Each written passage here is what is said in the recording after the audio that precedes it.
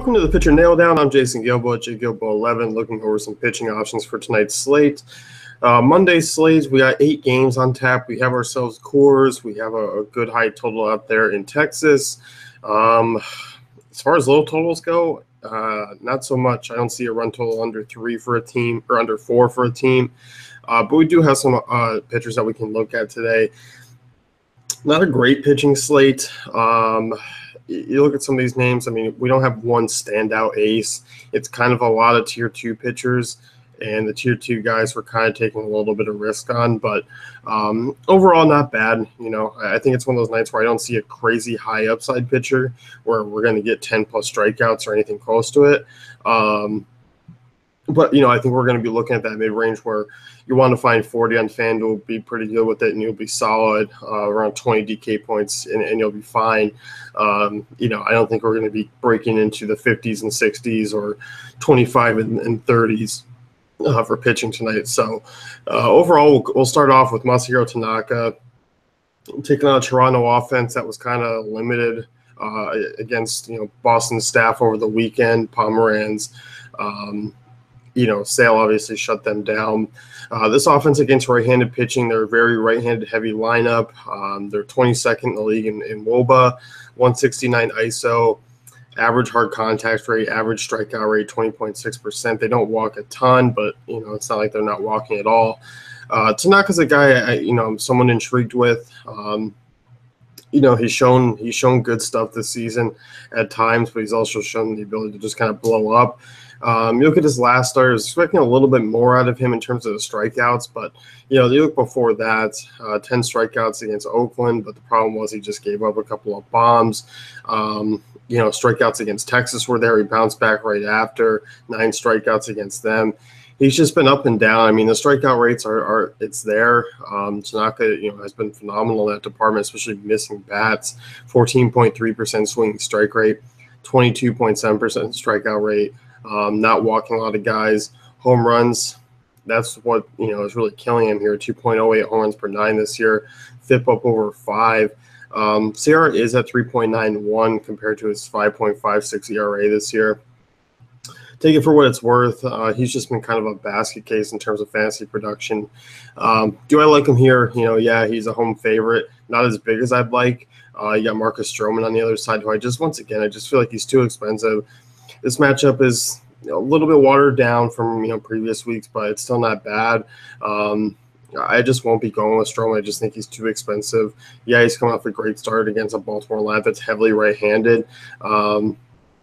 You know, his prior 2 starts against New York this year, you know, were average at best. I won't be using him.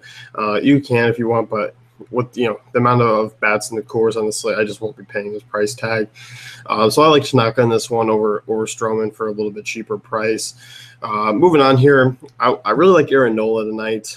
This is a guy who's been a talented pitcher when healthy. 23.5% strikeout rate this year, walk rate 8.1%, 49.5% ground ball rate. You look at his numbers this year, his FIP and xFIP are lower than his ERA. You know, has been a little bit unhealthy, along at 23.8% soft contact rate. It's a really strong number for him. You know, not allowing a ton of hard contact. It's a guy who's just going to go out there. I can definitely see a quality start out of him, a good shot at a win. Even though Nova's on the hill, he's got to limit damage, but he does allow a ton of base runners. You just look at Nola. I mean, the strikeouts have been back up. I mean, he's been over 6 strikeouts in his last 5 starts. He's got 17 over his last 2. Pitching deep into games. I mean, since that Miami start where he only went 3 innings, he's been spectacular.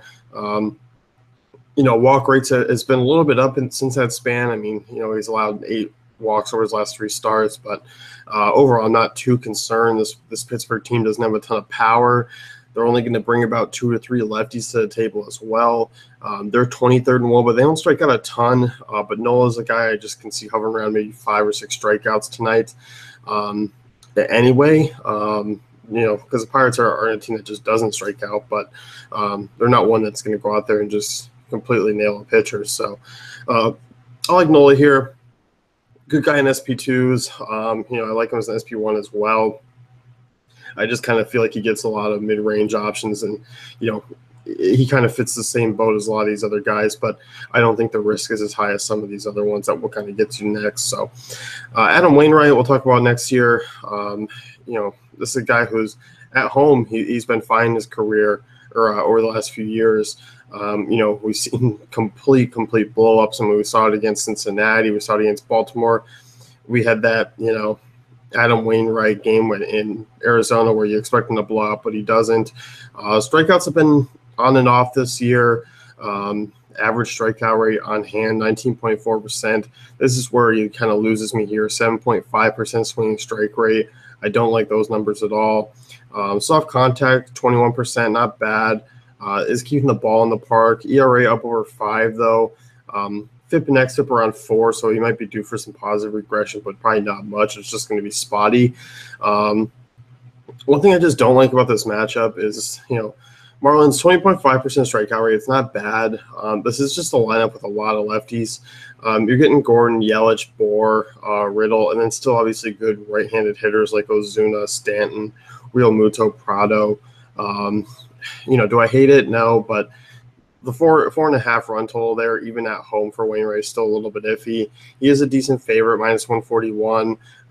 He's not my favorite option on the board, but I think he's going to be usable. Do I prefer him over a Nola or Tanaka? No, but I think he's certainly in play still. Moving into the fourth option, Jerome Cotton. This is a guy who's intriguing. Came into the year kind of high expectations and didn't really perform, obviously, early on in the year. Has put together a couple of string of decent starts. Has been around 20 DK points, 18, 19, or his last two. Pitched against Chicago, pitched against the White Sox. Struggled against Miami, struggled against Toronto. But overall, I mean, he's kind of limited damage. You just kind of hope that he picks up the strikeout upside a little bit more. Can he do that tonight? Certainly can. Going up against the same Chicago team that he just faced. This time at home. So with that being said, I think there is some upside here. Usually I don't like taking pitchers who just pitched against a former team, or not a former team, but just pitched against the same team twice. But you look at the Chicago White Sox, 22.7% strikeout rate. That's the best team strikeout rate that we've talked about so far in terms of upside against right-handed pitching. They're 27th in WOBA. Obviously a really good ballpark there. Their run total is the lowest that we talked about so far, just sitting around 4. Cotton's a minus 131 favorite. So, I like the upside here for Cotton. I think the price is reasonable. I'll certainly be giving him a look on tonight's slate. And then we kind of break into the fifth option here. This is where we're going to be looking cheap. Everything that Vegas tells me here is just stay away. But Alex Meyer, 6,900 on DK against the Twins team that, yes, they're solid, but they're starting to kind of fall back down to earth a little bit, especially against right-handed pitching, that's where you expect them to fall back down. 15th in the league in WOBA. They're not top 10 anymore. 22.2% strikeout rate. That's kind of what I'm after here in terms of upside. You look at Meyer, I mean, he's got the second best strikeout rate on the slate, and the issue is the walk rate. 15.2% this year. That's troublesome. Is keeping the ball in the yard, which is nice to see, but obviously when he's allowing a ton of base runners, that's the real issue. But he's got a good heater, averages about 96 on the radar gun. Good secondary stuff. I like the slider. Over a 5 run total in Minnesota is still scary, but I do think there is some strikeout upside here. That's kind of what I'm looking at. High risk, high reward. It's one of those ones where, hey, I can fit in some Coors bats against, Luis Castillo.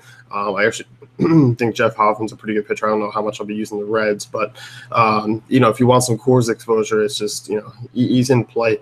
Not that there's crazy high expensive options anyway. You'll be able to fit him in, but he may allow that extra bat or two to get that done. So, do I like him? Yeah. Is there risk? Yeah. GPP guy for me only.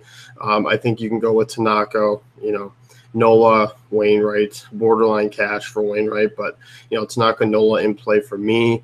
Meyer's just that GPP guy, and Cotton's kind of floating around there, that range that, is borderline cash, but probably better off suited for GPP. So, As I stated, it's just not a big home run threat here tonight where it's like, oh, I got to lock this guy in.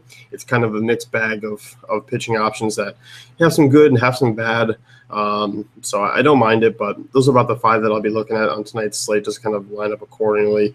But should be a fun one. So that's going to wrap things up here. You can head on over to DailyFantasyCafe.com, check out our tools and content.